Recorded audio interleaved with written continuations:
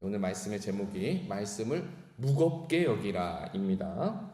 자, 열왕기상 16장에 보면은 반복해서 등장하는 문구가 있어요. 여로보암의 길로 행하였다라는 말들이 계속 반복해서 나옵니다.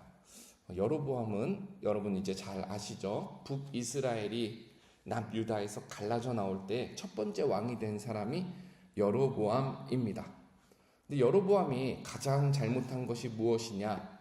하나님께서 정하신 예배 질서가 있는데 그 예배 질서를 무시하고 자기가 옳다고 생각하는 방법대로 예배를 개조해서 드린 사람이 바로 여로보암입니다. 그러니까 자기가 원하는 장소에서 자기가 정한 방식으로 자기가 세운 제사장들을 불러다가 제사를 드리는 사람이죠. 그러니까 그 예배가 똑바로 됐겠습니까? 우상도 숭배하고 또 거기서 혼합해서 여호와도 숭배하고 참 이상한 예배가 되는 겁니다. 근데 열왕기상 16장에 왕들이 참 여러 명 등장해요. 바사, 엘라, 시므리, 오므리 그리고 아합이 등장하는데 이 5사람이 등장할 때마다 왕조의 이름은 바뀌고 권력의 주인은 바뀌어도 이상하게 반복해서 등장하는 말이 무엇이냐? 여로보암의 길로 행하였다. 여로보암의 죄를 반복하였다. 이 말이 등장합니다. 그리고 오늘 본문이 우리에게 주는 경고는 굉장히 엄중합니다. 이 5명의 왕들이 하나님의 말씀을 가볍게 여기면서 인생도 가벼워져요. 하나님께서 정하신 예배 질서를 무시하면서 삶의 질서도 무너지는 장면들을 오늘 본문이 너무나도 명확하게 보여줍니다. 바하사 왕은요, 여로보암의 길에서 벗어나지 못했고 결국 그의 집안이 심판 아래 끊어졌다라는 표현이 나옵니다. 또 엘라 왕도 왕이 되었지만 술에 취해 방심하다가 자기 신하의 칼에 맞아서 죽어요. 또 시므리 왕도 권력을 잡았지만 그 권력이 결국 7일밖에 가지 못합니다. 자기 스스로 왕궁에 불사르고 자기 스스로 불지른 그 불에 자기가 타서 죽습니다. 오므리 왕은요, 정치적으로 사람들의 지지를 받고 사마리아 성도 세우면서 성공하는 듯 보였지만 하나님께서 오므리 왕을 평가하기를 그 전에 모든 왕보다 더 악하게 살은 왕이다라고 평가를 내립니다. 사랑하는 여러분, 이스라엘의 지금 쭉 지나가는 왕들을 보면 여로보암의 길을 걸었습니다. 그러면 제가 지금 여러분에게 말씀 앞에 묻습니다. 여러분은 지금 어떤 길을 걷고 계십니까? 여로보암의 길입니까? 말씀의 길입니까? 내가 생각하는 편의와 익숙한 것에 빠져있는 사람입니까? 아니면 하나님께서 정하신 질서와 뜻을 무겁게 여기십니까? 우리는 하나님께서 정하신 길을 걷기 위해 말씀에 민감해야 합니다. 민감하다라는 말은요, 잘 감지하고 빠르게 반응한다. 잘 감지하고 빠르게 반응한다. 민감해야 합니다. 예민하면 안 됩니다. 예민하면은 신경질적이고 날카롭게 반응할 때 예민하다라고 그래요. 우리는 말씀이 우리 앞에 들려올 때에 잘 반응하고 빠르게 반응할 줄 알아야 할 줄 믿습니다. 말씀에 민감해야 되는 2가지 이유가 오늘 아합 왕이 등장하면서 나오는데 여러분 아합 왕 잘 아시죠? 아합과 이세벨, 바알 선지자와 또 하나님의 선지자의 대결 잘 아시죠? 그 아합의 시작에 잘 나오는데 2가지 이유를 말씀드리겠습니다. 첫 번째는 죄는 방치하면 점점 깊어지기 때문에 그렇습니다. 세상에 가만히 두면 괜찮아지는 것들이 많아요. 넘어져서 생긴 무릎의 상처는 시간이 지나면 가만히 두면은 잘 아무로 없어집니다. 부글부글 끓어오르는 감정도 조금 내버려 두면은 가라앉을 때가 있어요. 근데요, 어떤 문제들은 이렇게 잠시 기다리면 잠깐 정리되는 것 같은데 죄는 그렇지 않다라는 거죠. 불순종은 가만히 두면 사라지지 않습니다. 오히려 방치하면 자라납니다. 한 번의 타협이 습관이 되고 그 습관은 나의 길이 되고 그 길은 결국 하나님으로부터 멀어지는 결과가 나타납니다. 마치 내리막길을 달리는 자전거가 브레이크를 밟지 않으면 그 속도가 어마무시하게 빨라지는 것 같이 하나님으로부터 벗어난 사람의 죄는 방치하면은 그것이 끝을 모르고 속도가 붙는다라는 사실을 우리는 알아야 합니다. 오늘 우리가 29절부터 34절까지 읽었는데 아합이 바로 그런 사람이에요. 이스라엘의 왕조가 1대, 2대, 3대, 4대, 5대 이렇게 거듭되면서 왕은 바뀌었는데 그 사이에 하나님으로부터 하나님께로 돌이키는 일이 일어나지 않았어요. 그럼 시간이 지난다고 왕조가 거듭된다고 자연스럽게 이 왕조가 좋아졌느냐? 아닙니다. 오히려 성경은 더 악해졌다라고 말을 합니다. 한번 우리 30절을 잘 보세요. 제가 이제 읽어드릴게요. 오므리의 아들 아합이 그의 이전의 모든 사람보다 여호와 보시기에 악을 더욱 행하여. 아합이 어떻게 했다고요? 그의 이전의 모든 사람보다 악을 더욱 행하여. 저절로 괜찮아진 것이 아니라 계속해서 나빠지는 모습을 보여주죠. 31절도 보겠습니다. 느밧의 아들 여로보암의 죄를 따라 행하는 것을, 여로보암의 죄, 여로보암의 길을 보여주죠. 근데 여로보암의 죄를 따라 행하는 것보다 더 심하게 했다는 표현이 나오죠. 오히려 여로보암의 죄는 가볍게 여기고 더 심하게 했다. 이 표현이 나옵니다. 결국 바알을 숭배하게 됩니다. 또 33절을 보십시오. 굉장히 강력한 표현이 있습니다. 또 아세라상을 만들었으니 그는 그 이전의 이스라엘의 모든 왕보다 심히 이스라엘 하나님 여호와를 노하게 하였더라.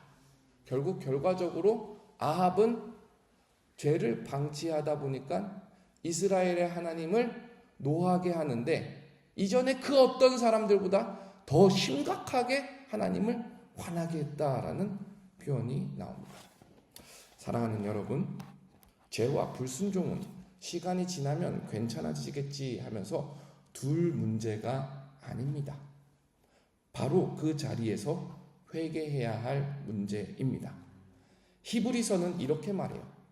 오늘이라고 일컫는 동안에 돌이키라. 언제 돌이키라고요? 오늘이라고 일컫는 동안에 돌이키라라고 말합니다. 죄는 사람을 완고하게 만들기 때문에, 너무나도 고집스럽게 만들기 때문에 나중에는 회개하기조차 어렵다라고 합니다. 그러므로 오늘 이 기도 시간에 말씀 가운데 하나님께서 삐뚤어진 것을 생각나게 하시면 깨어서 민감하게 반응하시기를 주님의 이름으로 부탁드립니다. 바로 오늘 이 시간이 우리가 돌이킬 최적의 시간인 줄 믿습니다. 두 번째로 우리가 말씀에 민감해야 하는 이유는요, 심판이 분명히 있기 때문에 그렇습니다. 우리가 처음부터 33절을 16장을 읽어오면은 33절까지는 왕의 죄들을 계속해서 보여줘요. 왕들이 어떻게 잘못했는지. 그런데 34절 마지막 한 절이죠. 이 마지막 한 절이 갑작스럽게 흐름이 바뀌어요. 33절까지는 왕의 이야기를 말해주는데 34절에 보면은 갑자기 베델에 사는 히엘이라는 사람을 우리에게 보여줍니다. 그러니까 왕들의 이야기를 하다가 히엘을 갑자기 우리에게 보여줘요. 성경이 이렇게 갑작스럽게 이야기를 트는 데는 하나님의 분명한 메시지가 있습니다. 우리 그 메시지가 무엇인지 한번 34절을 먼저 읽어보겠습니다. 시작! 그 시대에 베델 사람 히엘이 여리고를 건축하였는데 그가 그 터를 쌓을 때에 맏아들 아비람을 잃었고 그 성문을 세울 때에 막내 아들 수굽을 잃었으니 여호와께서 눈의 아들 여호수아를 통하여 하신 말씀과 같이 되었더라. 자, 히엘이라는 사람이 지금 무엇을 짓고 있죠? 여리고를 건축하고 있어요. 여러분, 여리고 어쩌다가 무너졌죠? 예, 맞아요. 정확합니다.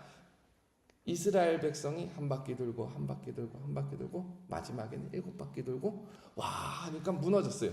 여기서 이스라엘이 한 게 있습니까? 무너뜨리는데 한 게 아무것도 없어요. 성경은 여리고가 왜 무너졌냐 그러냐면 이스라엘이 전쟁을 해서 이겨서 무너진 것이 아니라 하나님께서 여리고를 심판해서 여리고가 그대로 무너졌다라고 말을 합니다. 그런데 하나님께서 여리고를 무너뜨릴 때에 명령을 하셨어요. 누구라도 여리고성을 건축하는 자는 저주가 있을 것이다. 얼마나 오래된 일이에요? 잘 보세요. 여호수아 이후에 사사시대가 있었고요.